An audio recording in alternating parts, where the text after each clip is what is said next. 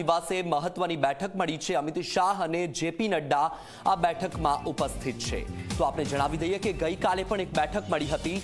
બેઠકનો ધમધમાટ ચાલી રહ્યો છે, જ્યાં એક તરફ હજુ પણ ગુજરાતમાં 6 બેઠકો એવી છે કે જ્યાં ઉમેદવારોની જાહેરાત ભાજપે નથી કરી। હવે જેમ જેમ લોકસભાની ચૂંટણી નજીક આવી રહી છે તેમ તેમ બેઠકોનો ધમધમાટ પણ યથાવત જોવા મળી રહ્યો છે।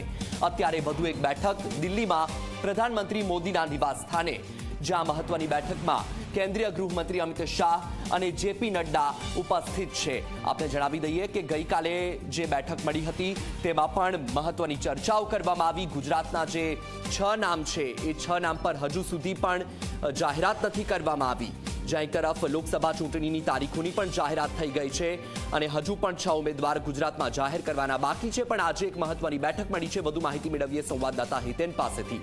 હિતેન, પ્રધાનમંત્રીના નિવાસ સ્થાને મહત્વની બેઠક, અમિત શાહ અને જેપી નડ્ડા ઉપસ્થિત। આ બેઠકમાં શું ચર્ચા થાય તેવી શક્યતા, શું માહિતી?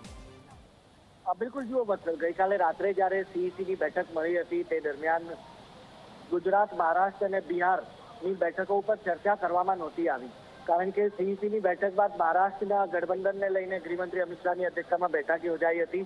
તો આજે નવા કેટલાક આ 3 રાજ્યોના ઉમેદવારોને લઈને પ્રધાનમંત્રી આવાસ પર પીએમ મોદી સાથે ગૃહમંત્રી અમિત શાહ અને જેપી નડ્ડાની આ બેઠક જે છે તે લગભગ 2 કલાકથી વધુ ચાલી હતી, જેમાં 3 રાજ્યોના ઉમેદવારોને લઈને ચર્ચા કરવામાં આવી હતી। ગુજરાતમાં જેમ 4 રાજ્યોમાં ઉમેદવાર પહેલેથી બાકી હતા, 2 ઉમેદવારી પાછી ખેંચી હતી, તેની જગ્યાએ હવે કોને ઉમેદવારી આપવી તે તમામ નામો પર ક્યાંક ને ક્યાંક મંથન કરવામાં આવ્યું છે। હોઈ શકે છે કે આજે જ્યારે સાંજે ભાજપની 5મી લિસ્ટ જાહેર થાય તેમાં હોઈ શકે છે કે ગુજરાતનું એકાદ નામ જે છે તે જાહેર કરી દેવામાં આવે।